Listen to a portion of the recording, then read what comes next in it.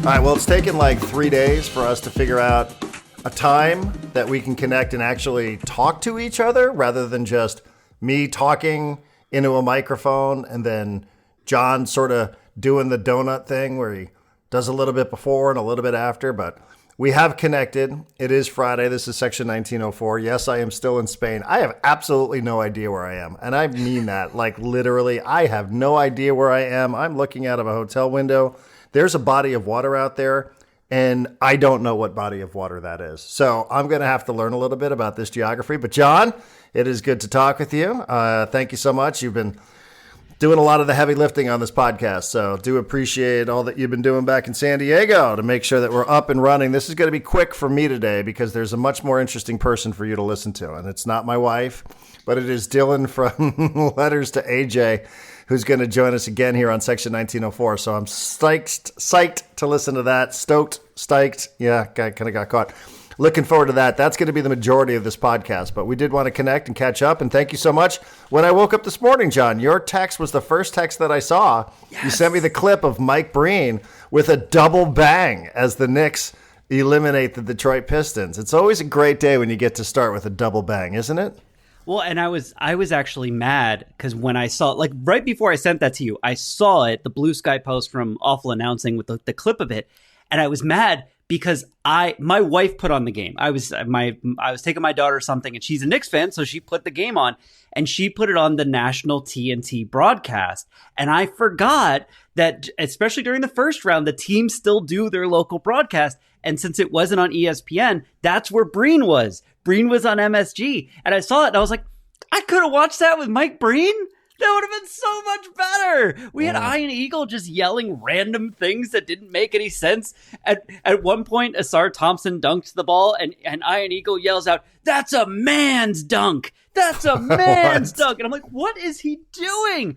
But I'm so glad. That was my intention. I was like, I want Darren, who fell asleep thinking the Knicks were going to lose, to wake up to a classic Mike Breen double bang to start his day. As far as like, it's nice to see you. It's nice to talk to you. I've missed you already.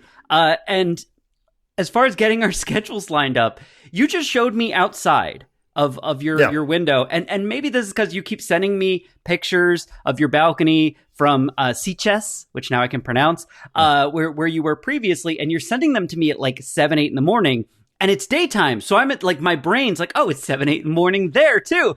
And like, your wife just wandered in before we started recording. She just did yoga and all this. It's 7:30 at night there. Like at 7:30 at night, I'm not podcasting or having a good time. But you've been up. You guys have been up since 2, 3 in the morning. I'm sure you're not even eating dinner until like midnight tonight. I'm sure you got a great night planned. But I would not be podcasting at 8 p.m. at Spain. So good on you for making some time for me this morning. Well, this is sort of just the end of siesta time. So it's 7:26 where I am. The official location where I am, if anybody is so inclined to look at this up on a map, is La Rapita. Now, I think we've been mispronouncing that. Somebody corrected us last night that it's Rapita, Ripita, La Rapita. Sun doesn't set here, John, until 8:54. So we're at the tail end of siesta. This is the second leg of our trip. First leg of the trip was land in Barcelona. The bonus was the Champions League match because didn't even know about that until 10 days ago. So did a couple of days in Sitges. That was always our plan. And then my wife is on, what do we call this? A horseback riding retreat. Okay. Horseback riding retreat. It is literally her and seven other women, none of whom she's ever met before. For today, Friday, Saturday, Sunday, and then Monday they wrap it up. And then the third leg of the trip, we're driving down to Valencia. So we picked up a rental car today. That was a story. Picked up a rental car, drove from Sitges to La Rapita, where I'm looking at this body of water that I don't know what it is. Oh, by the way, I was corrected. And I do appreciate this because I'm a nerd. Like I like nerdy details. That I've been talking about podcasting from the balcony overlooking the Mediterranean Sea, which is not technically correct, but the part of the Mediterranean Sea between the Balearic Islands, Ibiza, Mallorca, and mainland Spain is called the Balearic Sea. So it's part of the Mediterranean Sea, but somebody said, hey, you might like this. You're kind of a nerd. It's not a criticism. So anyhow, we were right to say Mediterranean. but it is the Balearic Sea officially. So yeah, we're here for a couple of days. This is kind of be an interesting part of this trip because she's going to be doing her thing, and she knows what her thing is. I'm going to be doing my thing, and I have no fucking clue what my thing is. Like, I have no plans at all today. Tomorrow, Sunday, she's doing all-day horseback riding on the beaches. She's got, what kind of horses are they? Phrygians? Phrygian horses. Stallions. Phrygian stallions, the ones with the long black manes. So she's super excited. She just met these women, and we were late. We were late because a rental car place randomly just closed for 2.5 hours in the middle of the day. So we were behind, and then we got lost. So, yeah, we've had ourselves quite a Friday here. But this is the second leg for where we are here for just a handful of days. It's been a great trip. We thought about podcasting this morning before we left, but it rained. It was raining, and neither one of us really wanted to sit out on the balcony, run the risk of getting some rain. So, we just decided, we would check in with you a little later on. So, yes, it's, I mean, what time is it? 7:29. It's 10:29 back in San Diego. Is that right? It is 10:29 a.m. in San Diego. Yeah, okay. So my laptop doesn't change the time. So, yeah, Padres are in Pittsburgh. SDFC back home tomorrow against FC Dallas. There's a lot of stuff locally that's happening. That's really, really interesting. This trip has been great. I don't know. Maybe I will take time to do a full breakdown of the nude beach experience. Ooh. When we don't have an actual smart guest on the show. So we'll do that maybe next week, or we'll put out a separate podcast. But we did go. There is if you are subscribed to Section 1904 above the $5 tier, I think it's the $10 tier, we do promise special bonus episodes just for you. So maybe next week we'll put out a special bonus episode, the nude beach episode, just for that tier and higher. That would be fun. Yes, it was. I mean, it was you have to do. I guess in life you got to try everything once. So. Yeah, we went and had a very, very good time. But yeah, it was great. I woke up. You're right. I think I got back to our hotel. I was texting you. I saw our last text exchange. It was about 2:15, 2:30 my time here, 2:30 a.m. And we were just making our way back from a fun night out. Found a great restaurant in Sitges. God, what a place. I mean, I could be on the tourism board for Sitges. I loved it that much. First time there. Restaurants were amazing. I mentioned with Leah, John, and I don't know that you did or didn't just like focus in on this real heavy LGBTQ community, LGBTQ, yeah. And, ended up at a drag show, which is like a crazy story. Mm-hmm. And I don't know if I think it's called Bear Week. I think it's Bear Week here. So is it Bear Week? Oh, yeah. I think. So it's so like Puerto Vallarta, but without the obnoxious tourism and hotels, people sell you things. People selling you stuff, right? And all the all-inclusive resorts and McDonald's and Starbucks, right? Trying to get everybody from the U.S. or Canada to go down there. It's got such great Spanish Catalan charm, and it's very receptive. It's very open, and so we definitely were walking through the streets, and there was one street that we walked through where it was like 200 bears. I mean, and these are guys too. Like, you look like you could take 10, 15 of these guys and like ship them off to go fight the Houthis. Like they're big, tough dudes, sleeve tattoos, big barrel chests, beards, the whole shooting match. So Leah's like, I'm a little insulted. None of them even looked at me when we walked through this crowd. And I was like, well. Didn't look at me either. So she's not exactly their type. You might be. They have a type, and it is definitely not me, man. It was such a good time.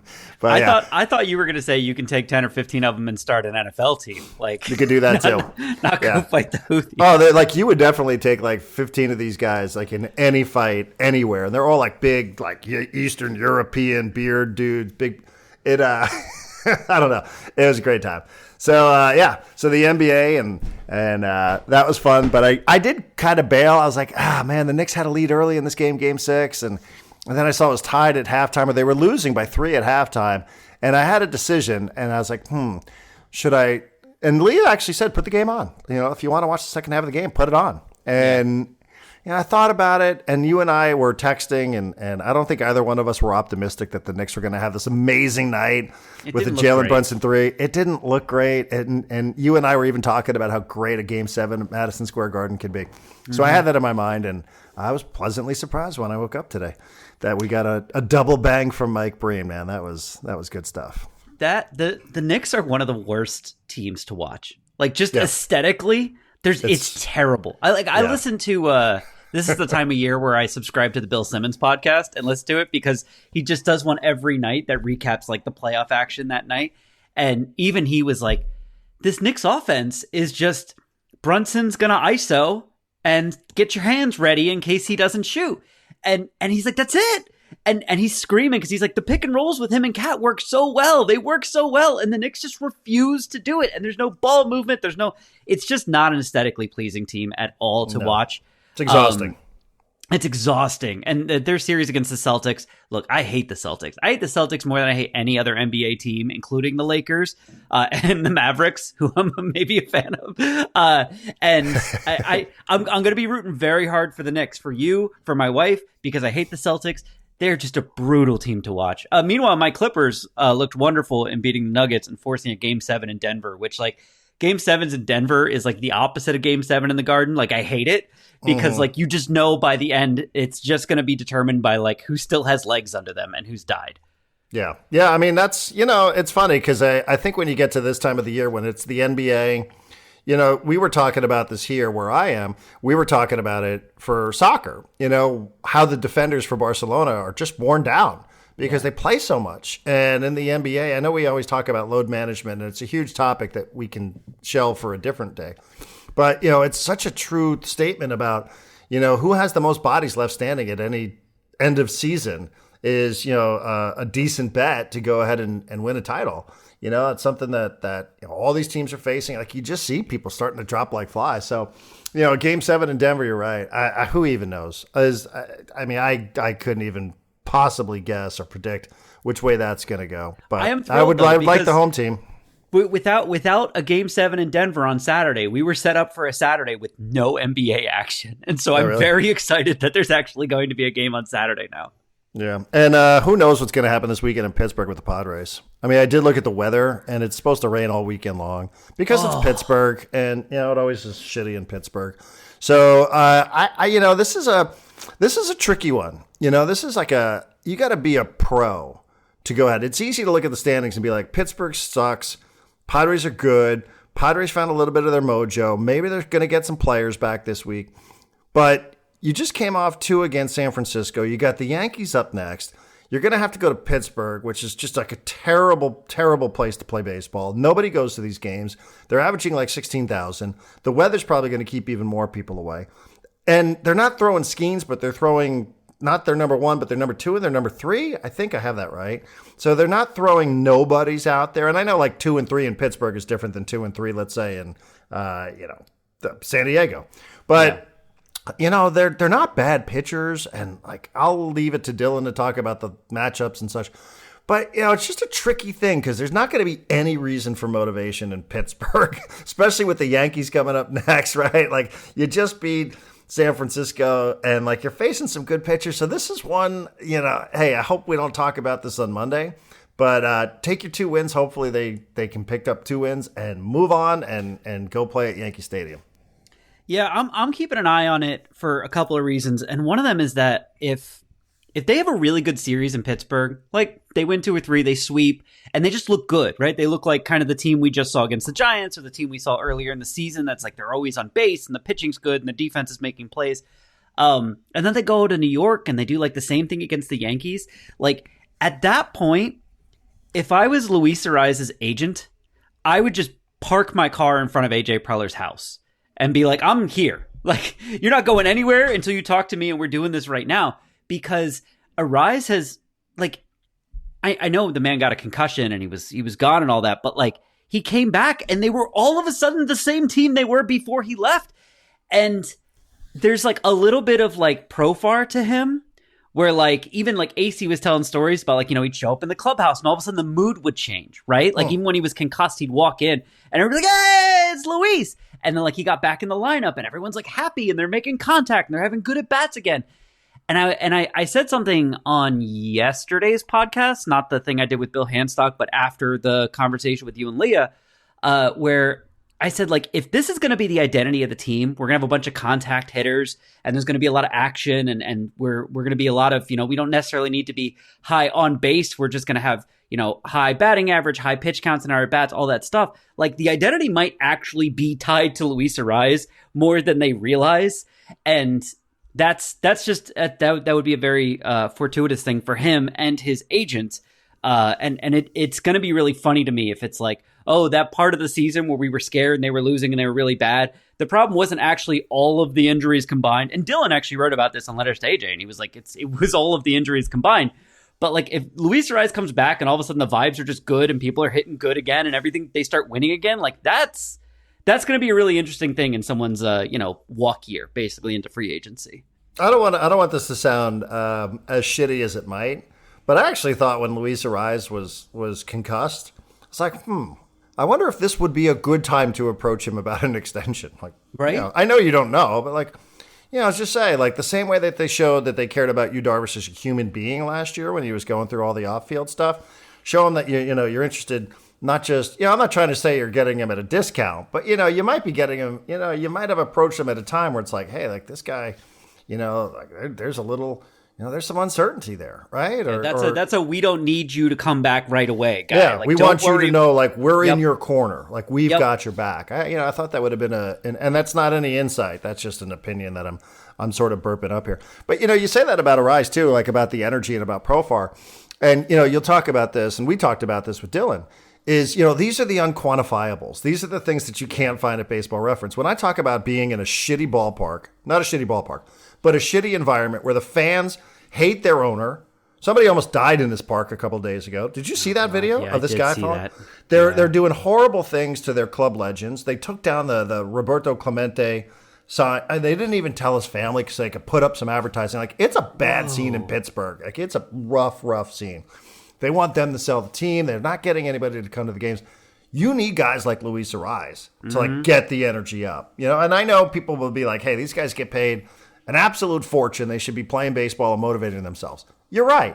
However, it doesn't always happen. Well, we talked about Merrill kind of being this guy, right? Like the youthful, he brings the energy and the exuberance that like some of these other guys, it's just a job, right? Oh, I got to go to work. I get there. Okay. I'll work myself into it. I'll get ready when it's game time. And sometimes they never really get all the way up. And sometimes you need Merrill going like, come on, guys, let's do it. To be like, yeah, I gotta match his energy. And Arraez seems like, even though he's 28, he kind of seems like he's that guy of like, hey, guys, we get to play baseball for a living. Like, let's do it. And that's what Profar was.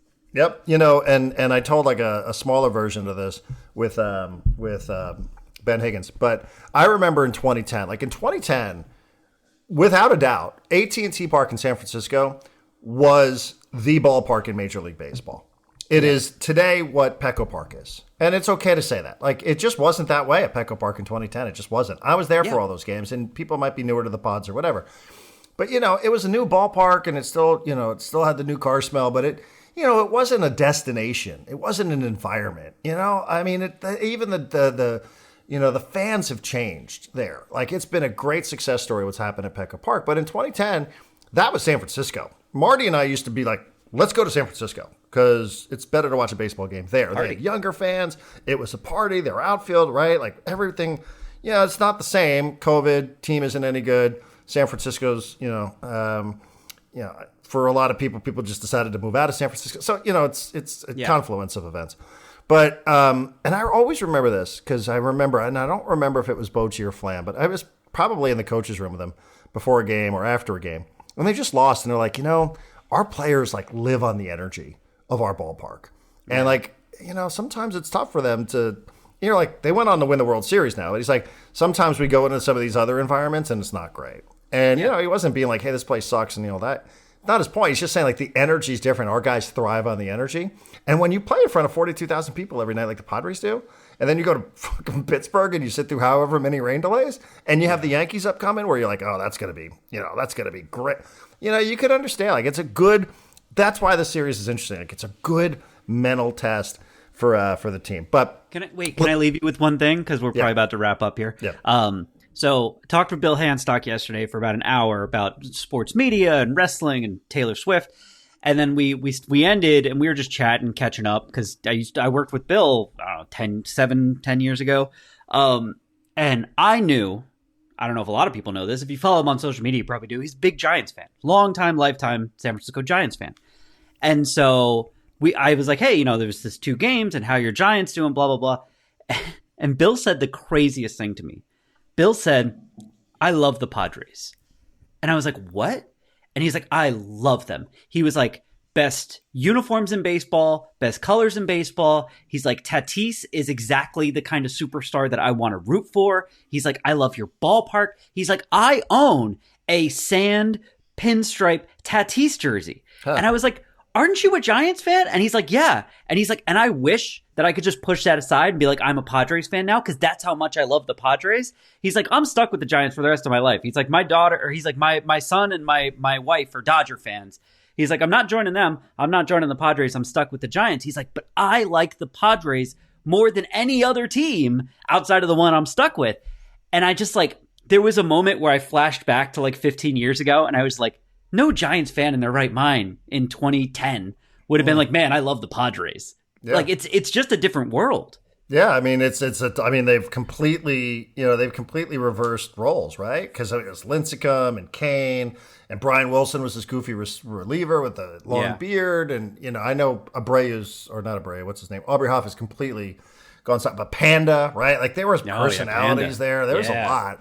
There was a lot of stuff going on. So not to mention Posey, right? Just a consummate pro, right? The kind of guy that you see, professional at bats. I mean, not as good as Manny, but you know what I'm saying. Just player by player, everybody kind of has a spot. Hey, SDFC plays tomorrow. I think they get back on track.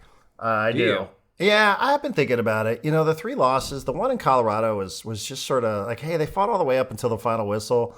The result was probably fair, but they were pushing for an equalizer late in that game. I'm going to just toss Charlotte out. Charlotte was a nightmare. You get red carded as Andres Reyes does. Now it's going to be interesting what the starting back line is going to look like tomorrow. Very interesting. Did you see, I don't know if you read Front Row Seat this morning, I did not. I was going to ask you about this.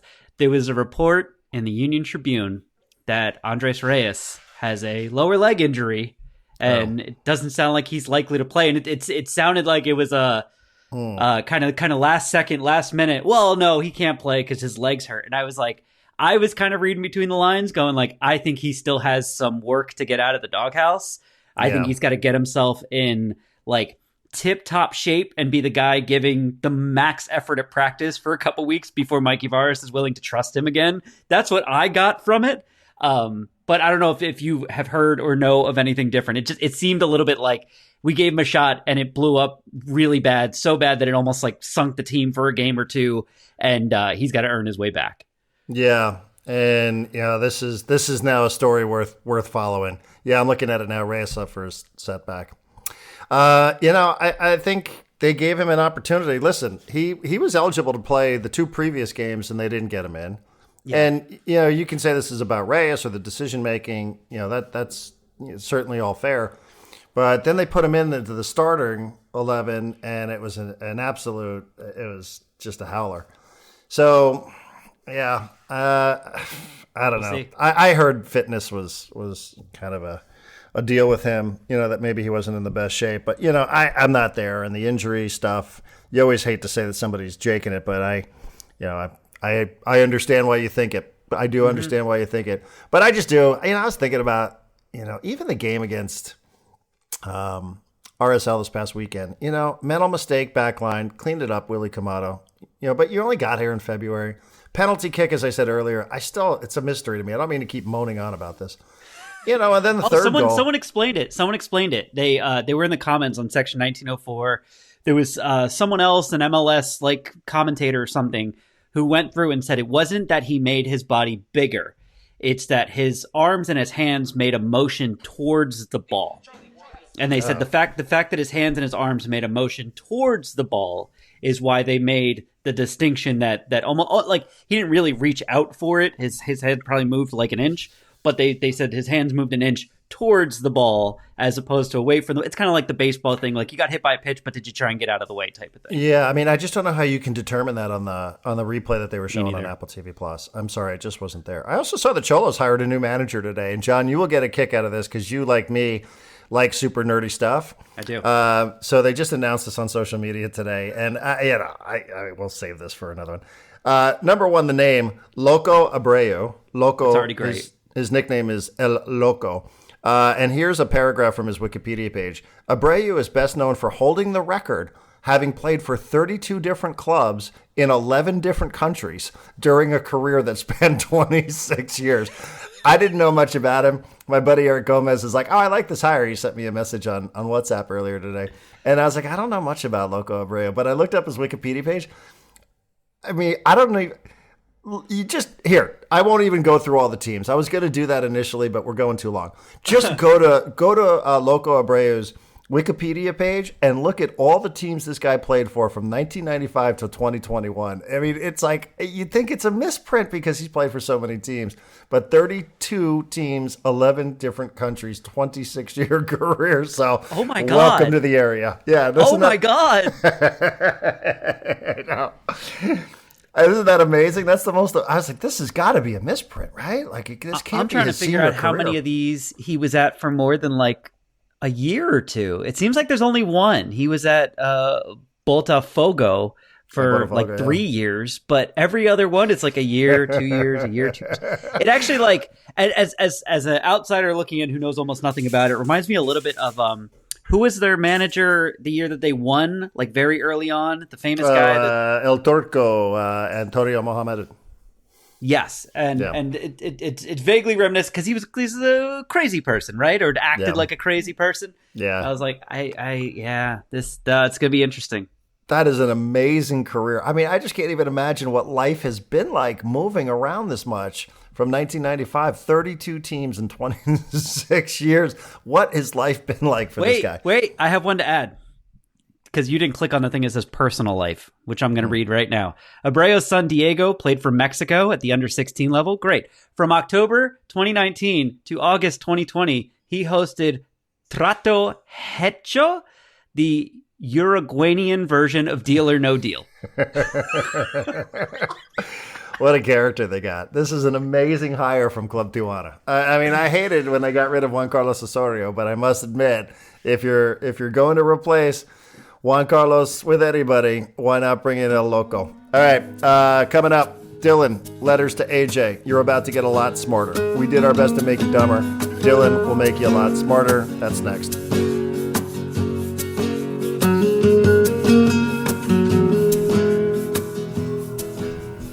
If you hear the music, you know the vibes are good. We are at Mason Ale Works, as we typically are on Fridays. We ate some delicious tacos, and by we, I mean me and Dylan from Letters to AJ. You probably know that because you heard the first part of the podcast that Darren and I recorded this morning for me, tonight for Darren, I guess, because he's like 13 hours ahead of us. But I'm very happy to have Dylan here because... Was it 2 weeks ago you were here? 3 weeks ago? Yep. We had just a fantastic conversation. And Darren and I are still kind of like glowing about that conversation. That conversation was the epitome of a lot of why Darren and I are doing Section 1904. That's a conversation that you just cannot have on radio. And we were so happy that we were able to have it with you. And I was so happy that you reached out and said you're back in town. You want to do it again. That makes me very, very excited because I still have unanswered questions. And obviously, a lot has changed. When we had that conversation, the Padres were still flying high. Oh, yeah. They were still doing great. So I want to talk about a number of different things. But we're going to start here because you don't know this. I know this. Darren and I talked about Luis Arraez this morning. And I was saying... that, we had this whole thing about, like, I said Luis Arraez's agent, if this road trip goes really well for the Padres, Luis Arraez's agent should just park his car in front of AJ Preller's house and be like, I'm ready to talk right now.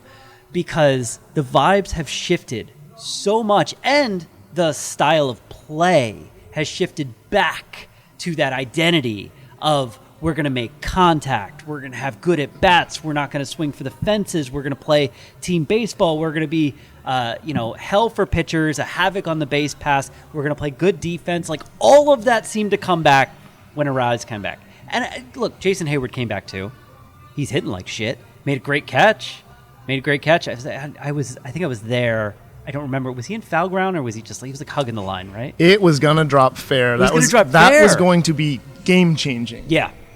So Hayward is adding to the good defense. But I want to start with Luis Arise. And then I want to circle back to Tyler Wade, who's someone who this morning I was telling myself, I'm like, I want to talk with Dylan about Tyler Wade. And then you said right before I pressed record that we needed to talk about Tyler Wade. I'm so excited. We do. I said on yesterday's Section 1904 podcast, I was like, maybe if this is going to be the team's identity, that they're going to be a high contact, never giving a bat away, play good defense, be kind of hell on the base pass, and to keep that energy going and those vibes up, maybe they need Luis Arise. Maybe he needs to be the flag bearer for the identity. Maybe it's hard to have that identity without him around. Darren and I this morning discussed more the jerks and profar of it all, about how the stories of Luis Arise coming into the clubhouse, even when he was concussed and not playing, and the reaction from his teammates, it's easy to be like, well, they're doing that just because he wasn't there and they're excited to see him and they're excited because that means he's getting healthier and it's not a long-term permanent, this isn't Austin Nola, whatever. But I think it's more than that. I think Arise brings an energy to this team because to be that kind of player, to be the type of player Arise is in 2025 Major League Baseball, you have to really love baseball. And you got to really buy into the idea. I remember Arise, did he hurt himself in his hotel room? Or maybe they were just talking about how, he sleeps with a bat. Yeah. And they said even on the road, he wakes up and in his hotel room, first thing he does in the morning is take swings in his hotel room with the bat. That's psycho behavior. But that's positive psycho behavior, right? And positive psychos are important for giving energy to everyone else. And when I was talking to Darren, I was like, it's sometimes easy for guys like Manny Machado, who've been playing baseball for most of their lives, to just be a little jaded. I mean, I wake up, have my cup of coffee. Yeah, I guess I'll get to the ballpark at 10. I'll get my swings in, right? It's a schedule they're going through. And they're not fired up. They're not jazzed up. Luis Arise is jazzed up to play baseball. He's jazzed up to be a baseball player. And Jackson Merrill is too. And when Jackson Merrill went out, Darren and I talked about, they need someone to be the flag bearer. That's guys, let's go. It's baseball. It's fun. Let's fire.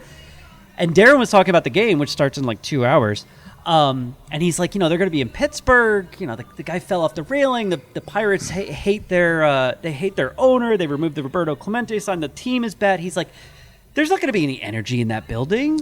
There's not going to be, and he's like, in those moments, you need someone who brings energy with them instead of getting it from the crowd to fire up all the other guys around them. And Profar was that for them last year. And I think Merrill was that for them last year a little bit as well.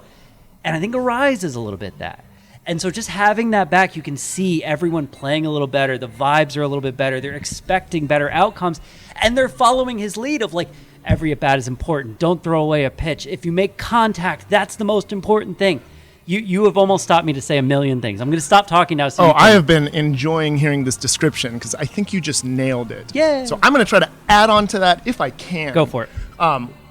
Let's just start with a couple of comments that we heard from the star players of the team when Arise was back. I think Manny Machado said something like we're ourselves again. We're ourselves again. I saw that too. And Tatis was talking about there is a different vibe, a different energy when Arise is back.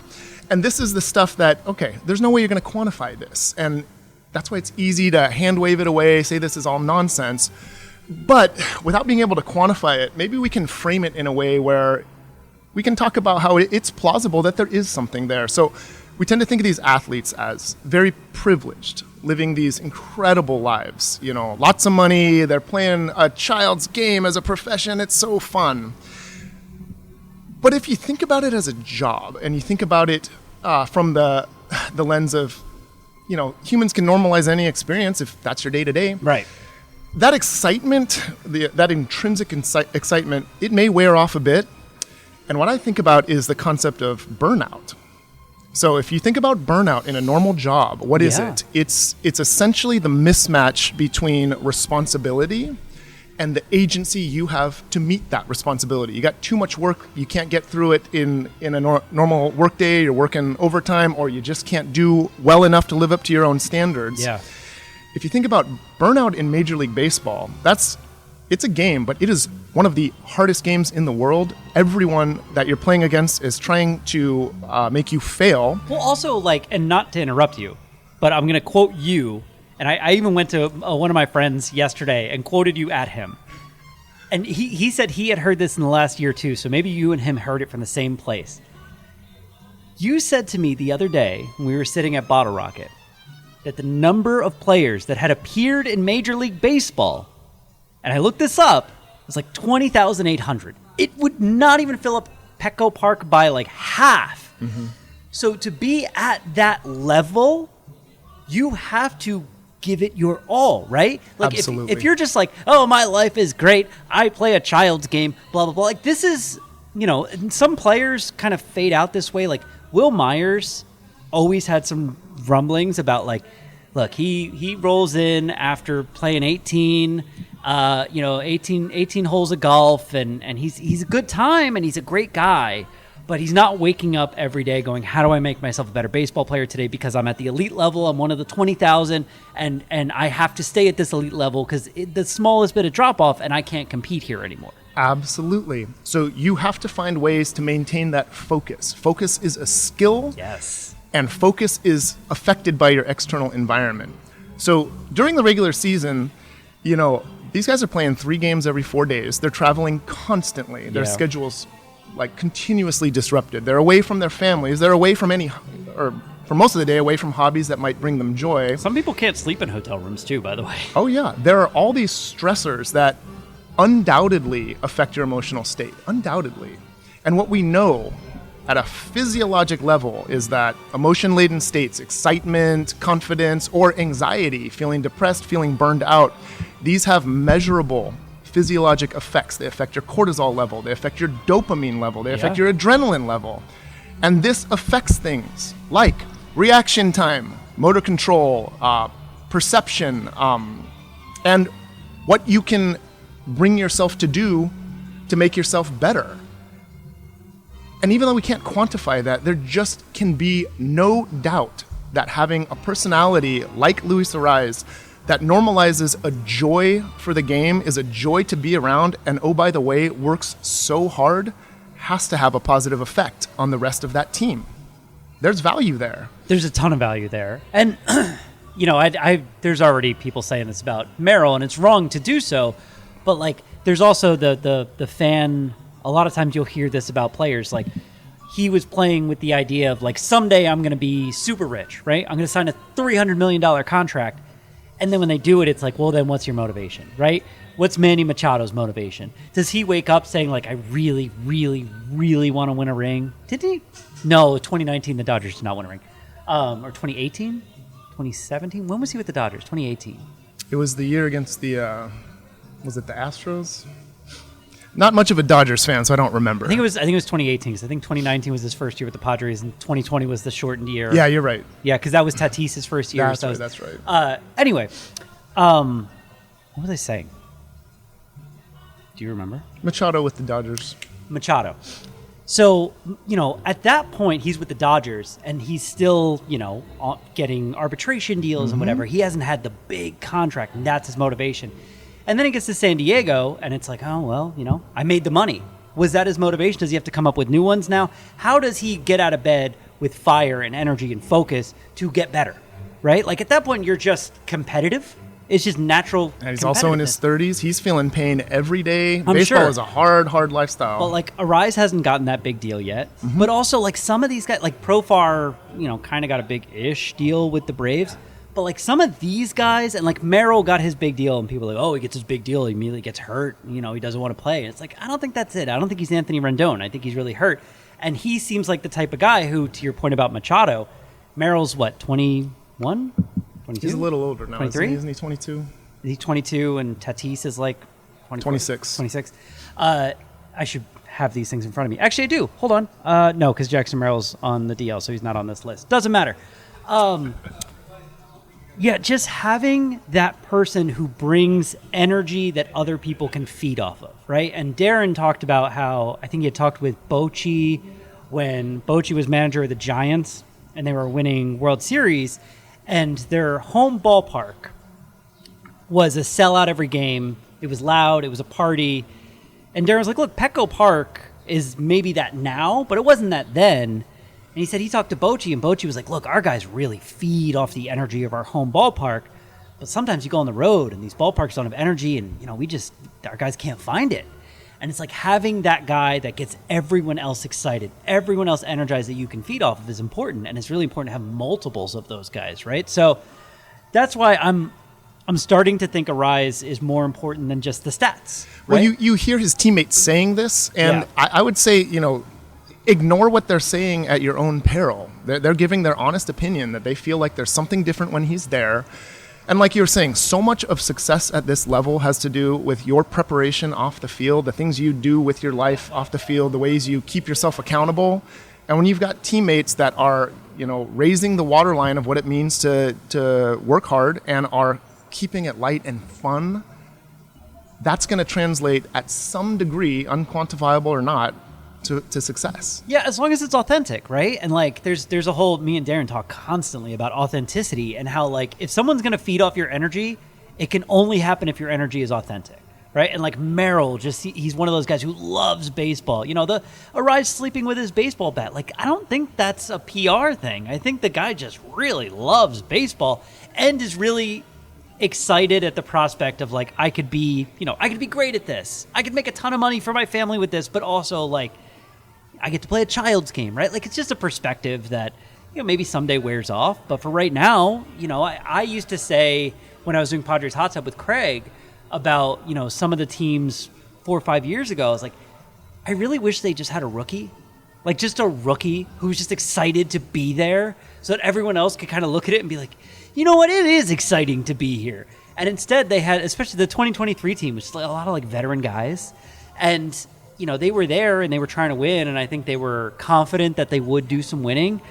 But at that point, Tatis, had kind of he had the suspension and everything. They didn't really have the young guy that it's oh my God, I'm so excited that I get to be here and I get to be a Padre and I get to play baseball today and I get to. So I think there's a ton of value in that. And this is going to be my transition to a Tyler Wade conversation.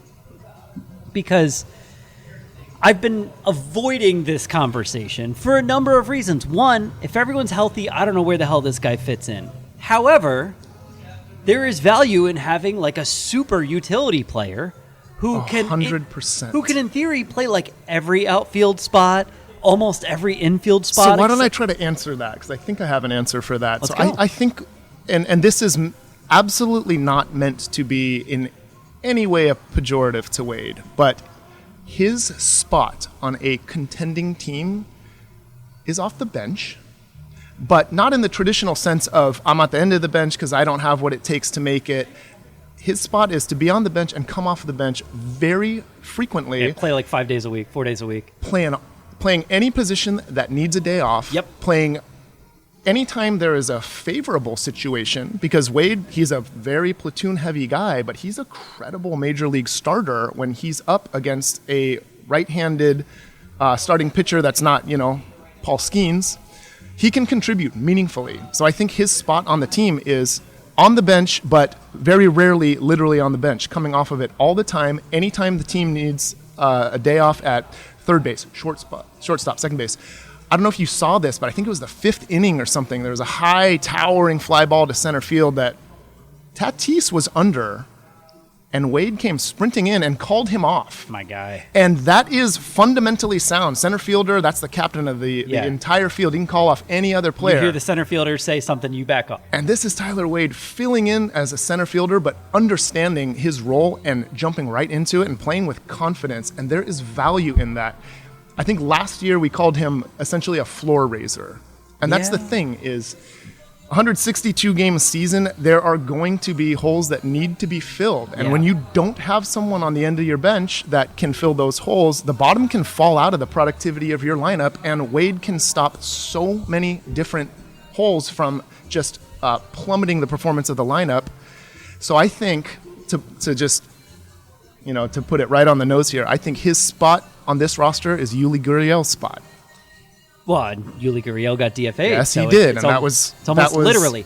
Actually, this brings me to an interesting question that I've been thinking about. I was trying to think there was a guy on, I want to say Tampa for a number of years who was like a outfielder / infielder, and he ended up being like an all-star. Like, he was a really good hitter.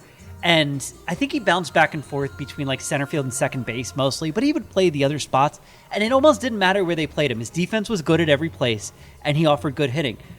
Tyler Wade right now has an OPS and an OPS plus higher than Gavin Sheets, higher than Jason Hayward, higher than Manny Machado, higher than Xander Bogaerts, higher than Iglesias. I mean, he's basically tied with Luis Ariz, and he's better than Diaz. So I'm almost getting to the point with him. I mean, I need another month of this. But if he does another month of it, I start to get to the point where I'm like, does he need to be the starting left fielder? So I think you have to consider that if he does another month of this. Yeah. But, so two things on that. Number one, even within how well he's performed, he's playing good center field, and he's never played center field before. That's 2 years in a row that the Padres have proven that playing center field does not it's not a prerequisite for playing center field. If you've got the right kind of constitution and the right player with the right athleticism, which is definitely Wade. Yeah. But the thing I'll say, his performance has been good in the aggregate. He's still very vulnerable against power left-handed arms. He's had a couple of at-bats where he had no chance. And that's just who he is. And that's why I think you want to start him on the days where he can be successful, and you want to start him on the days where your starter is indisposed for whatever reason, and he is going to, at the very least, raise the floor a bit on what a true minor league replacement player would be, and that's valuable. That won't show up in the top line statistics, but it will keep your team from getting into these ruts where you can lose enough games to jeopardize your ultimate goal if you don't have ways to fill in the at-bats and filling in the positions when your preferred option is unavailable for whatever reason. Wade provides so much value across premium positions. You got to have that guy on the roster. And this is how I'm going to loop back, though. I think the reason that Wade can just plug and play and be effective is because the identity of this team and what they teach their hitters and how they want to win. If this was a team that was still playing 3 true outcome baseball, where it's like, hey, when it gets to your spot in the order, it's your job to make something happen. Hit a home run or get on base, we don't care. And Wade gets up, and he's a pest, and he makes good contact, and I don't think he's walking very often, and he's certainly not hitting a lot of home runs. I don't even know if he has any. So he just he can fit in with the rest of the team without it throwing anyone else off. It's just like another link in the chain going all the way down the lineup. And this is where I'm very interested in this from a basketball perspective and a baseball perspective. Analytics got to a point where everyone decided this is the most efficient way to build a team. This is the most efficient way to play, right? And everyone started doing it. Do you know who Trevor May is? The former pitcher. Have you watched any of his videos on YouTube or listened to his podcast or anything? Really entertaining and smart guy. He does a thing on YouTube that everyone should go find every week called, I think it's the 5 nastiest pitches this week. And he just freaks out over every single one of them. I was watching it yesterday, and there was a guy throwing 86 mile an hour, fall off the table curveballs. And Trevor May, every one of them, he was like, that's 86! What the hell? But a delightful person. And he actually was showing... the Kirk Goldsberry does these heat maps of where shots are taken in an NBA game. Yes. And he was showing the comparison of this is basketball 10 years ago, this is basketball this year.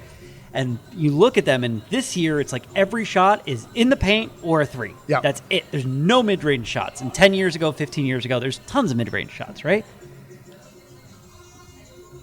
But that's And it did create this like homogeny in the NBA where everyone played the same style of basketball. Oh, yeah. And everyone was trying to play the same style of basketball, which meant everyone was trying to go for the same players. This is Moneyball, right? Like Moneyball, once other teams started doing efficiency first. Yep. They were like, yes, they were like efficiency first, but then when everyone's first priority was efficiency, they were like, well, shit, we can't compete in this anymore because everyone's playing the same game and we don't have the biggest wallet.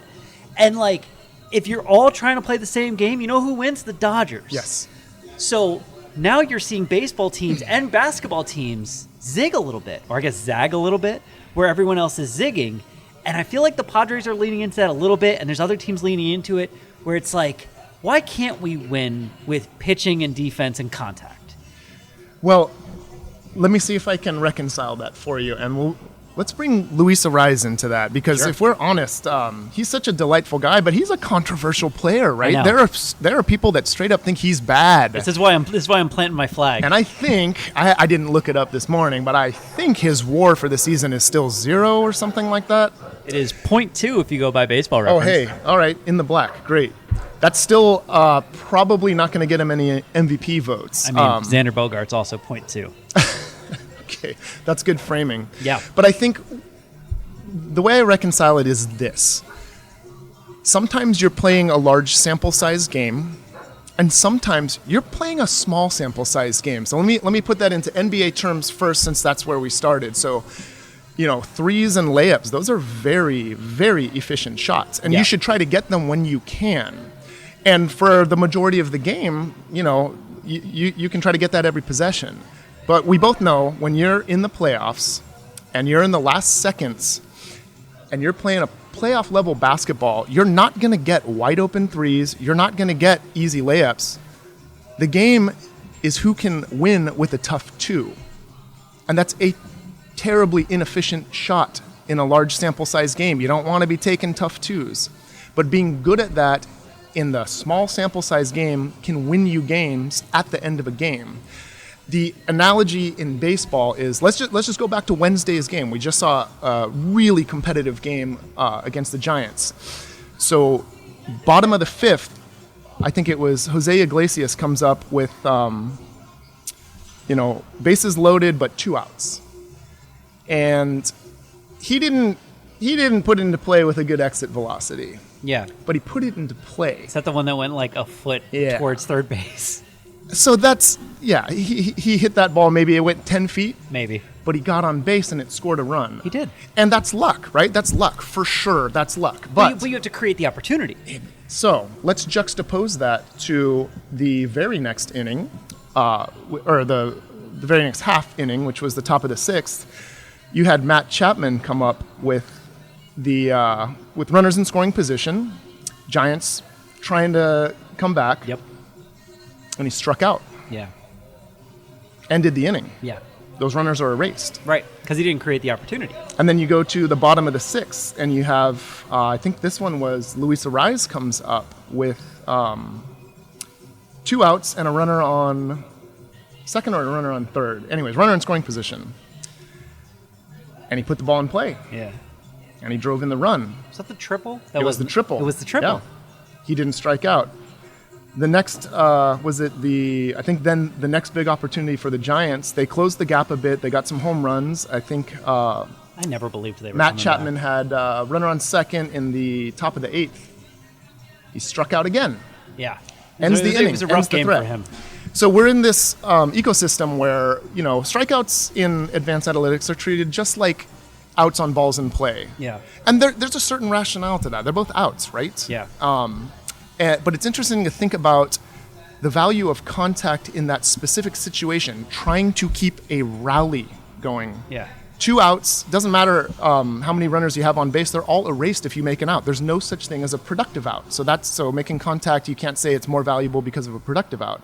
But what you can say is, before a ball in play becomes an out, it's a ball in play. Right, and that's the thing. And historically, any ball in play has about a 30% chance of going for a hit or reaching on an error. Yeah. So in these ultra high leverage moments where there is enormous amounts of win probability that's going to swing based on the outcome of the at-bat, if you strike out, it's essentially 100% 100% the inning's over. If you put it in play, you have a 30% chance of a phenomenal outcome. And if you look at it in the swing of win probability, which we'll publish something on this on Monday, the swing in win probability is massive. Just at bat? Just from not striking out with 2 outs and runners in scoring position. Yeah. Take any inning. There's a big change in win probability if you strike out. It's something like averages like 8 to 10% negative swing in win probability if you strike out. And if you put it in play weekly, that's not necessarily great, but you have a 30% chance of getting a hit or reaching on an error and scoring a run. And when you look at the difference in those outcomes, the idea that striking out and making an out on a ball in play are exactly equivocal is indefensible. Yeah. It's completely indefensible. But okay, so this is where sometimes the human aspect of baseball can ruin your analysis, right? So when I'm watching Manny Machado and he's up at bat and he hits a ground ball, my first thought, because he's pretty slow and sometimes he kind of half-asses it, I'm like, well, he's cooked. That's an out, right? Do you play Out of the Park? You familiar with it? I'm familiar with it. So I play Out of the Park. And Out of the Park is just, statistic-based baseball, right? There's no skill to it. You build a roster, you play with that roster, you're allowed to make decisions, but you're not putting the guy in place to catch the ball, you're not pressing the button to throw the way. So shit happens on the same level that shit happens in real life. So Manny Machado hits a ground ball and Out of the Park, I watch that thing because I'm like, there is a percentage chance that either they're going to say, oh, that ball went so deep in the hole that the shortstop couldn't get him and he beats out the throw, or that an error happens. But when it's Manny Machado, real Manny Machado, my brain just goes into well, that's an out. And when it's a computer that's totally based on real statistics and probabilities, I'm like, oh, there's something that could happen here.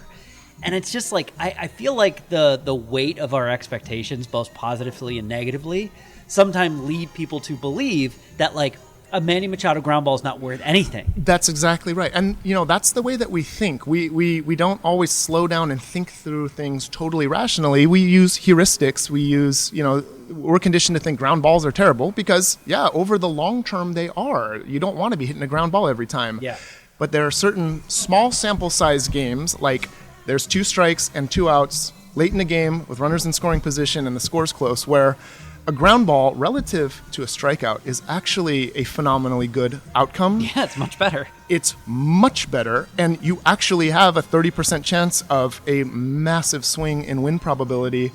And this is something that recipe that you said, pitching, defense, and contact, is maximally efficient in. So we'll just take it one by one. So pitching. The Padres pitchers have really good strikeout rates and really good strikeout rates in those high leverage situations. Especially the bullpen, yeah.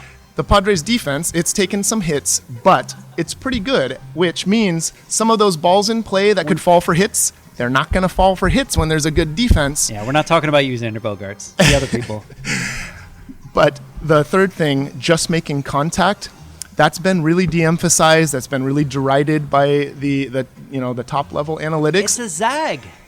But it is a zag, which the 2024 Padres definitely zagged, and the 2025 have picked it up because that tends to play quite well in the highest leverage moments of the game. Also, he says it all the time, so everyone listening to this has, I guarantee you, heard him say this. You have heard him say this. When Barry Bonds talks about hitting, the person who has hit more home runs than anyone in the history of baseball, both in a season and total, when he talks about hitting, he talks about, I'm just trying to catch the ball with my bat. He's just trying to make contact. That's all it is. I was trying to find earlier today an interview that I saw a really long time ago where Greg Maddux was talking about the hitters that he hated to face the most. Yep. Number 1 was Tony Gwynn. Of course. You know what number 2 was? It was his former teammate with the Cubs, Mark Grace. And when he talked about Mark Grace, he got pissed because he was like, it didn't matter what I threw him. He's like, I could not get him out. If my pitch was out of the strike zone, he wouldn't swing. If he didn't want the pitch I threw him, he would just foul it off. And if I threw him a pitch he did want, he was making good contact and it was usually a hit. And I remember, like, I couldn't find it because there's a famous Mark Grace story he told on the Jim Rome show about Greg Maddux pitching with an erection. So if you Google Greg Maddux and Mark Grace, that's all you get is that story over and over again because people think that story is hilarious because it has the payoff at the end. It sounds pretty funny. It has the payoff at the end where, like, so it's when Maddux is on the Cubs and he kind of calls timeout and he's just like standing on the mound like backwards, and Grace walks over to him and he's like, "Hey man, you okay?" And Maddux looks down and Grace looks down and he sees that Maddux just has an erection, and he goes, "Man, you love pitching, don't you?"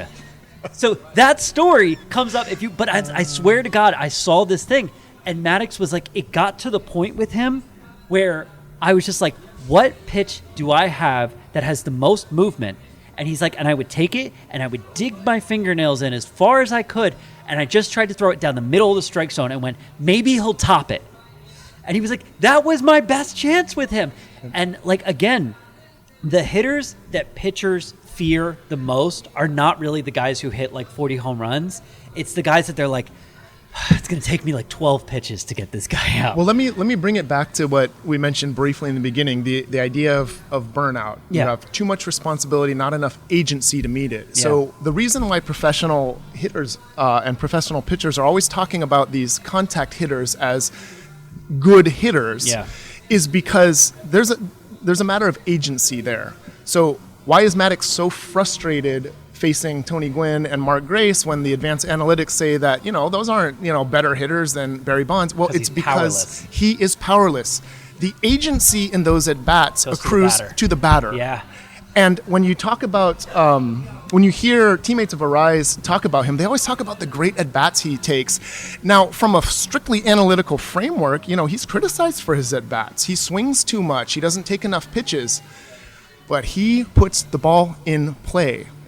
He's someone, when you watch him, and it doesn't matter. He does this versus the best pitchers in the league. Yeah.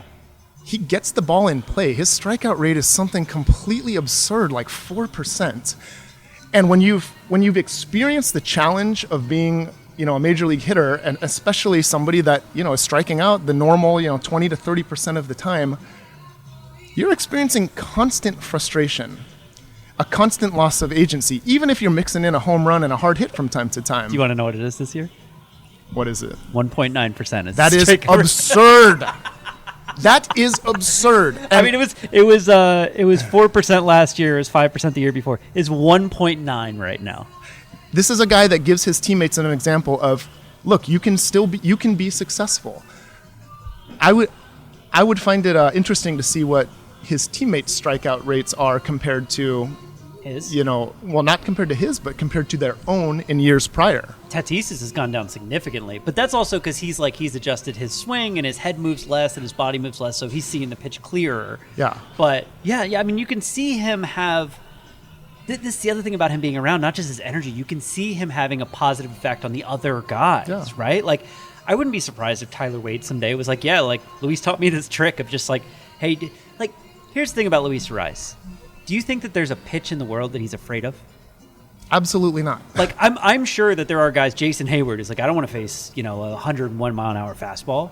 Luis Ariz, like, no, I can get wood on that. Luis Ariz is a high agency hitter. He's going to figure out a way to get it in play, and that's his game. High agency. That's a great way to put that. That's his game. Not just confident. High agency. High agency. I'm in control, not you. I'm in control. And yes, his game doesn't accrue as many runs as the guys that are launching, striking out 30% of the time, but, swinging so hard, hitting at 400 feet, accruing a lot of runs in the long term. Yeah. But there are no question moments where the highest stress hitter for the pitcher is Luis Ariz. Yeah, or Mark Grace, or Tony Gwynn. Tony Gwynn. And this has been, I think, this is the structural identity that his return gave back to the Padres. It's interesting when you look at the 6 games that he was out. I mean, unsurprisingly, Padres strikeout rate ballooned. It ballooned above league average. Yeah. And the thing is the rest of the season, score runs because of it. And there's a relation there because you don't always score runs by launching. What's the thing that the Padres are most known for? The power of friendship inning. All that is just passing the baton, keeping it going, and that's not felt to be an efficient way to score runs. And yeah, over the very long run, it may not be. But being very good at that particular skill when games are always going to be close is very valuable. Coming through more often in those 2-out situations because you're giving yourself a chance for luck to go your way by putting it in play. That accrues value. Yeah, and it's funny. Before we were recording, I was telling you like a little bit about my history in sports media, and there's a very important night in there in which I was not professionally working in sports media yet. I was running Bolts from the Blue, and Darren Smith and Marty Caswell had this event outside of Petco Park that certain people were invited to. I think they had a contest to see who got there, and I was one of the people who was fortunate enough to win the contest. And former Chargers offensive lineman Mike Goff decided that he was going to pull me to the side and force me to match him drink for drink the entire night. I got blackout drunk. I don't remember really how I got home, but I did live downtown, so I know I walked, or I guess took a cab. But before Mike Goff pulled me aside, I remember talking to Darren Balsley. And I think Matt Latos was there too. It was Darren Balsley and Matt Latos, and it was like, come meet them. And Goff was just there because he was a friend of the show, right? And I remember talking to Balsley, and this was before the three true outcome thing. But Balsley had this way of really simplifying pitching, like really simplifying pitching. And I remember him saying to me, "Every home run is the result of a mistake." And I was like, every home run is the result of a mistake? And he's like, as far as I'm concerned, because if you didn't make a mistake, that ball's not flying over the fence. And at the time, I thought that was Balsley bullshit.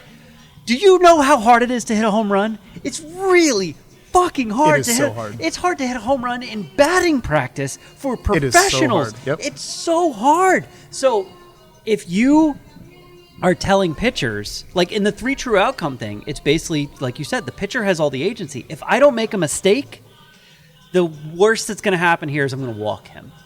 But you get a bunch of guys who make contact, you don't even need to make a mistake. You don't need to make a mistake for Luis Ariz to get a hit. And that's the point of it. And that's the agency. And that's why the three true outcome thing was boring. Because I had a friend back when I used to do football who used to say defense is boring because he was an offensive coach. I think he actually coaches at one of the San Diego high schools now. He's very, I'm not going to say very popular and famous, but in the San Diego high school football ranks, I think people know Jerome. But he used to say defense is boring, offense wins championships, offense is interesting, offense gets people fired up. Pitching is boring. I think defense is exciting because there's movement and stuff, and hitting is exciting, offense is exciting, but pitching is boring. And when you're playing that three true outcome style of baseball, you're giving all the agency to the fucking pitchers. That is fascinating, and that sounds intuitively correct. I think I'll just throw back to an article we wrote a couple years ago called Clutch Up. It was a 2-part article, and it was a speculative article, and it was talking about the idea that, yeah, we've got good data that taking a three true outcomes approach, not worrying about striking out, try to launch every time, that's a really good run maximizing strategy in the long term. If those guys can play defense. If they can, like a couple years ago, the Phillies built an entire roster of three true outcome guys, and none of them can play defense, and it was hilarious to watch. Yes. They would have like games that had like 5-6 errors in a game. It was unbelievable, and they still went far in the playoffs. But like, I was like, this is not baseball. This is something else. But the thing is maximizing runs in the long term. There's a lot of value to that. Yeah. But what we talked about is maybe the best hitter then is someone that can play that run maximizing game. But when the moment calls for it, mode switch. And this at bat is not about me trying to launch. And I'm not going to accept a 30% strikeout rate in this at bat. This at bat, 2 outs, runners in scoring position, close game. I'm going to clutch up, and I'm not striking out. Who are you describing? I know it. Who are you describing? Well, this came out of some research that showed that by some metrics, Tony Gwynn's the best clutch hitter of all time. That's fun. I was just thinking current Padres. But current Padres, the one that I've seen do the most is Fernando Tatis. I was going to say Manny. Well, Manny's doing it this year, but we saw it in Tatis last year. These guys, they recognize the moment, and they're up there to launch when it's early in the game, when there's no outs. Mm-hmm. And that's what they should do, because these guys can hit 450-foot bombs. They should be launching. They should be playing three true outcomes. They should be trying to run maximize, because you don't know how many runs you need to win the game early in the game. You can also change the game for your pitcher by giving him a lead. You absolutely can. But then when the game is late, if it's tied or you're down by a run and you've got the outs are more important. The outs become very important, and just putting the ball in play there's more leverage on it. Yeah, I would like Luis Ariz in one of those situations. Because there's a 1.9% chance of him striking out, and his ball's going to be in play, which is 30% chance of a good outcome. A strikeout means death and a ball in play means a 30% chance that you may actually win, there isn't any calculus. There isn't any corpus of data needed. It's just very, very, very clear that advantage accrues to a contact hitting team in those situations. Yeah, and the beauty of what the Padres have is to your point, it's a contact hitting team that can kind of code switch, right? Like if Tatis comes up and it's no outs, bases loaded, he's not a contact hitter. I want to see him trying to launch one to the moon. Yeah, he's not a contact hitter in that situation, and we know that he has that in him, right? If Luis Ariz comes up and his bases loaded, no outs, you know what he's doing? He's making contact. Yep. And he's like, I'll put the ball in play at 30% chance something good happens, right? But this is what I was getting at with the Kirk Goldsberry thing and the Trevor May thing is I love seeing teams trying different strategy. Absolutely. What I love the most about sports is the strategy. It's why I play out of the park, right? It's why when I used to play Madden and they came out with a version called NFL Head Coach that was just the strategy part of it, I liked that even more. And it's what I hate about when you get the the homogeny of every team in the NBA is shooting threes and layups and there's no mid-range, because then the only thing determining who wins or loses is luck or skill, or both. There's no strategy involved at all. And I remember, I think it was this last summer when Team USA was practicing in Vegas. I was watching an interview that a coworker of mine was doing at the time with Kevin Durant. And he was saying that, he was being asked, he's a very successful international basketball player, right? And they were kind of asking, why are you so, he's as great a player as he is in the NBA, he's even better at international basketball. And they asked him why. And he said, well, international basketball, mid-range shots, which is what I'm most comfortable with, are a lot more acceptable. I don't get pushed into, layups or threes.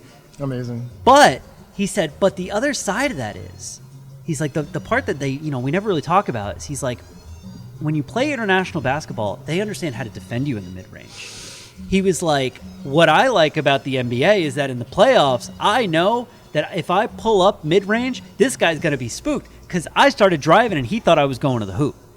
And he was just that little bit. He's like, when you're playing international basketball, he's you're playing against these guys that aren't in the NBA. He goes, you start driving, you think they're going to assume you're going to the hoop. Nope, they're on you because they're assuming a mid-range jump shot. And he's it's so interesting. He's it's a bigger challenge. He's I like the challenge, but it's also a game that plays more to my strengths. And that's always been the thing. Even the smart analytics people in basketball will be don't take mid-range shots unless you're elite at it. Yes. If you're elite at it, you should do it all the damn time. Yes. Yes. And that's kind of the thing with contact. Don't take the Dodgers, the Yankees or whatever and go hey, you're all contact hitters now. But if you can find guys like Luis Ariz who are elite at it and be just play to your strengths. We don't care what the analytics say. We think this is good and this is why. All the stuff that you talked about, just the probability says that it's a good idea as long as there's good pitching and defense to go with it. Yeah. I like different teams trying different strategies, trying different things to win, as opposed to everyone going we all have the same strategy, and whoever wins is the person who has the most talent or the most luck. And strategy is where teams have agency. And yes, what we saw this past week, I think people are pretty aware of this, but we saw a masterstroke of strategy. The team sent Kyle Hart down to AAA to skip his start against the Giants so that they could go to a 4-man rotation, get Pivetta and King in back-to-back games against a division rival. And how well did that work out? How different might the Wednesday game have been if that was Kyle Hart up there against an entirely either right-handed switch hitting or left-handed with no platoon splits lineup? That's a worst-case scenario for him. That's pretty bad. And the team just chose that because they have agency there. They can just decide, actually, Giants, you're going to face our two best. I want to ask you about this because you wrote about this. This is the second time I'm hearing this from you because you wrote about this on the Letters to AJ Substack. And you were this was a genius decision. And here are all these other decisions that were not so great. The genius decision, I could argue, was made from upstairs. All the other decisions made from the dugout. I'm not a Schilt guy. I'm also not an anti-Schilt guy. I think Schilt is the guy who's convincing me that managers don't actually matter that much if you have like a veteran team and a bunch like the right guys. And I don't know if like the manager would matter that much to this team, but you made a lot of points about bad decision making, and they were almost all Mike Schilt. So I wanted to ask you about that. Do you see it the same way, where like the Hart transaction was like a front office good move, and everything else is the manager who sometimes does things in like a old school baseball way that don't exactly make sense outside of this is the way it's always been done? You know, I actually think Schilt often pulls the right levers. I wrote about that just because it did feel like the moment caught, I guess we'll say, him or the team flat-footed. Yeah. And it felt like they made decisions that obviously in retrospect they were bad, but they were bad prospectively. You can predict this. You know exactly what's going to happen when you have, for example, Jose Iglesias bunt in front of Tyler Wade, who's going to be the third batter that the left-handed reliever faces that inning, which means he gets a horrible platoon matchup. Yeah. And then they're going to bring in a righty to strike out Diaz, and that's exactly what happens. That's not hindsight bias. You see that prospectively. And deciding that does strike me as being caught flat-footed. And the other decision I didn't like was, keeping Randy Vasquez in after he caught some bad luck, and a third strike that should have ended the inning was called a ball.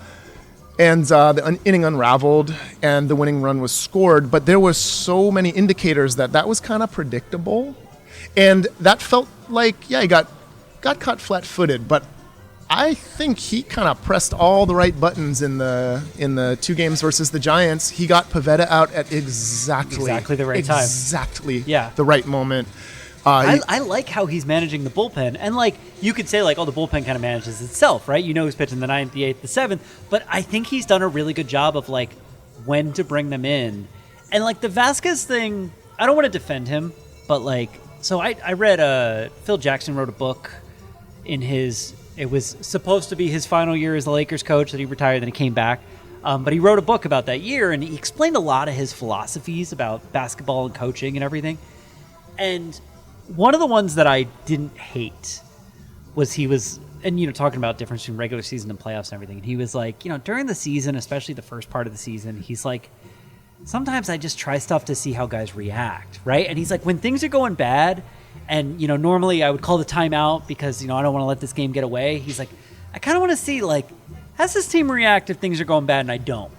Yeah, so that was I forget who it was. Somebody posed that's perhaps why they left Vasquez in, because they want to see what they have in him. Yeah. He's going to have to make games, and understanding how he responds there is going to tell you a little bit more about how to be prepared when it counts even more. And I think perhaps that's valid. And if that was the reason why, I wouldn't necessarily push back too much. The only real valid answer. I think Schilt has his finger on the pulse of this team. I agree. So I would pay deference to Schilt. The thing that nudges me the other way is this looks like the most competitive National League, and specifically National League West, that I can remember. Well, so I was gonna say that too, because you said the whole thing about, like, I want my guys swinging for the fences early, but I want them protecting the outs late. And I'm like, well, in the course of a season, this would be the time where you kind of swing for the fences and see what you got. And I would say in a normal season where 90 wins is likely to get you in the playoffs, I'm all for that. But yeah, one source of anxiety is trying to figure out how many wins it's going to take to make the postseason this year. But they also, like, okay, so maybe let's be optimistic. Let's be kind. Let's say he wanted to see how Vasquez would react in that situation, right? That's important for a number of reasons. Darvish is coming back. We need a place to put Darvish. If Darvish ends up taking Vasquez's position in the rotation, does Vasquez go to the bullpen? How would he react in a high leverage situation? What about when he comes in and he's got to face 3 batters and the first one goes against him? How's he going to react in the next 2, right? Like, some of this, especially with a guy like Vasquez, who, like, his track record is real short. I think his service time is, like, significantly less than a year. Like, some of this is just trying to learn a little bit. And I think some of it is trying to learn because he's like, And the rotation's going to look a little different when you gets back, and I'm not even going to mention Musgrove, but like all of these things get thrown in there. So like it could be just a learning thing. I don't know. These are the things we can't know from the outside, but you know who knows is Mike Schilt. Yeah. He knows, and if his reason was exactly that, I don't know what I have in this pitcher, and it is important that I know, and here is an opportunity to get a little more insight. I think, at that point it's a matter of opinion whether that's the right risk calculus, but that strikes me as very valid for a team that has aspirations to go all the way, and they're going to need somebody in the 5th spot in the rotation to pitch at this point still another 24 games. So every bit of information that you have counts. Absolutely. All right, we have gone a good while, almost an hour. You being the guest, I'm just gonna offer. Is there any other thing that you wanted to cover that we did not? I'm hesitant to bring this up. Oh, good. I love this. I just want to say something about Xander Bogaerts. Oh no. I do. Did you hear my comparison? What was your comparison? When he had the good game and everyone was like, oh yeah, Bogaerts is back. We found the old Bogaerts. I was like, I don't know, man. I remember Hosmer having a good game every now and then too, and people get excited. I think that comparison's very astute. There's real parallels there. I think what I'll say about him is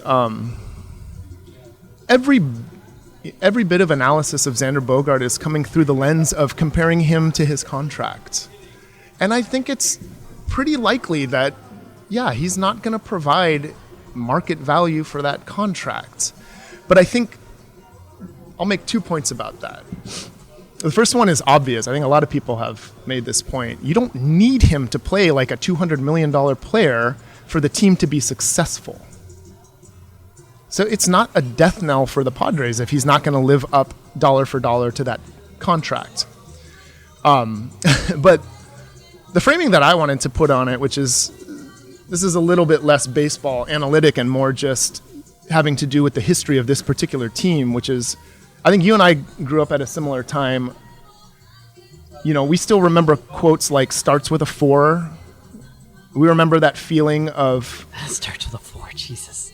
Who do I buy a Chris Denorfia jersey this year? Like, what Bogaerts represents to me, and I didn't love his contract when it came out. It made me really anxious, but he represents to me the different era that we're living in, which was brought about entirely by a visionary owner who could see beyond the geographic, constraints of the San Diego market and decided to spend and get good players here and showed some, civic fidelity that he didn't have to show in trying to create a great product for this city that obviously had a nascent desire to see games like this. There was that crowd, when we went to the game on Wednesday, that crowd wasn't a sellout, right? Yeah.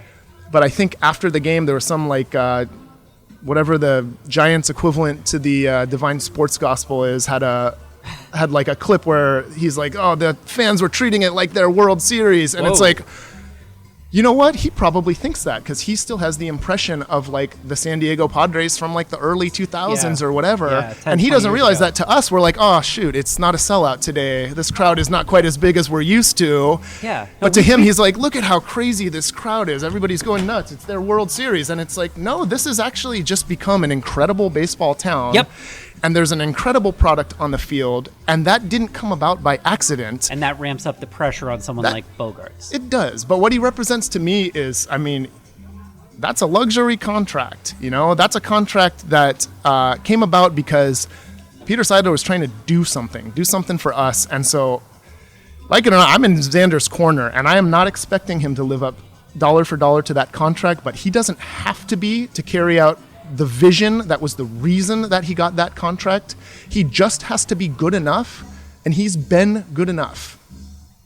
Okay, I want to read for you the beginning part of a Kevin Acey article today that's titled Xander Bogaerts working on, quote, going back to the old me. I hate this article for what it's worth, but the beginning part is interesting. When people with the Padres talk about Xander Bogaerts and where he bats and when he bats and what is expected of him with a bat in his hands, it is with, he says reference. He means reverence. And then deference to his being one of the best players in Major League Baseball. And their declarations are not tinged with the hopelessness of past discussions regarding Nelson Cruz or Matt Carpenter or any litany of aging former stars. It is present tense. Recently, in discussing an in-game move involving Bogaerts, one person called him, quote, one of the top 20 hitters in this league. This sort of talk never seems forced, nor in any way insincere. Quote from Mike Schilt. I'm a back-of-the-baseball card kind of guy, and we got guys that are earning the back of the baseball card, manager Mike Schilt says. No idea what the fuck that means. To continue the quote, no one rests on their laurels in this game, but the best predictor of future success can be previous success. And when you have a guy, 5 silver sluggers, look around. I know the pedigree, I know the accomplishments, I know the accolades, know the respect that the league has for him. People with the Padres, this is not, end quote.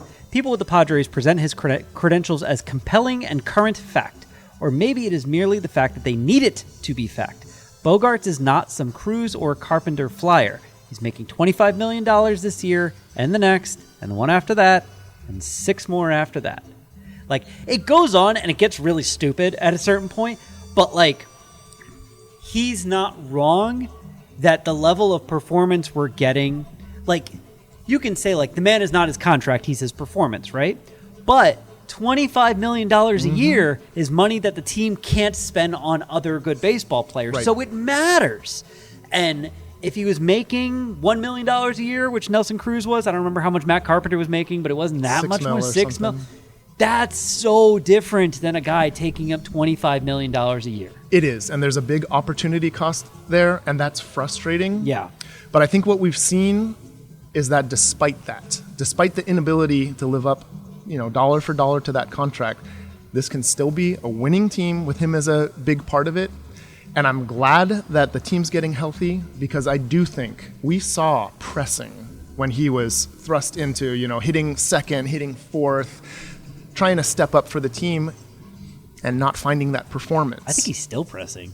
He may still be, and it will be better and better and better for him if we can. Even the home run looked like he just ran into it. the hit he had before that was a ground ball up the middle.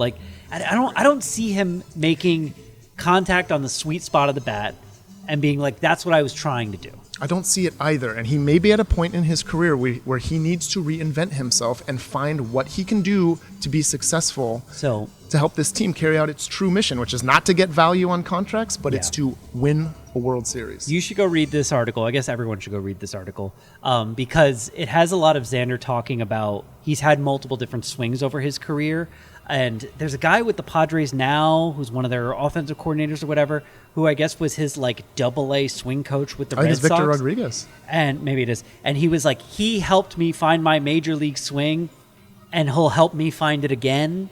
And he literally, there's a game where he goes at bat to a bat, and he's like, this game, I did not have my right swing. I screwed up my swing because my hips got out early or whatever. And he's like, but the next at bat where he grounded out, he was like, that was my swing. Even though the result wasn't there, that was my swing. If I just swing that swing. And then AC talks about how he tinkers a lot and he makes changes every at bat and all that stuff. But the Xander thing feels, I know there's a pull for it to feel like the Nelson Cruz, Matt Carpenter thing and just be depressed and be like, he's never going to be good.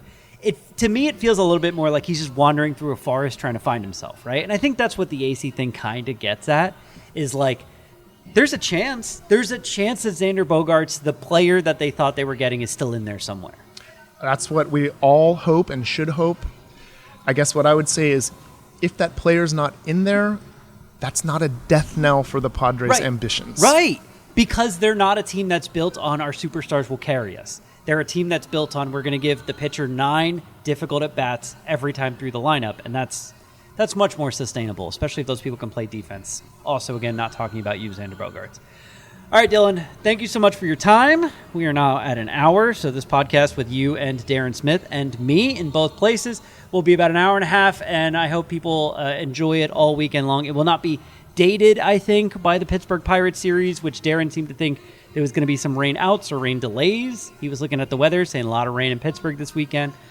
We'll see. But for now, thank you for joining me again for a very smart conversation about the San Diego Padres. Thanks for having me. All right, everyone. Be back on Monday.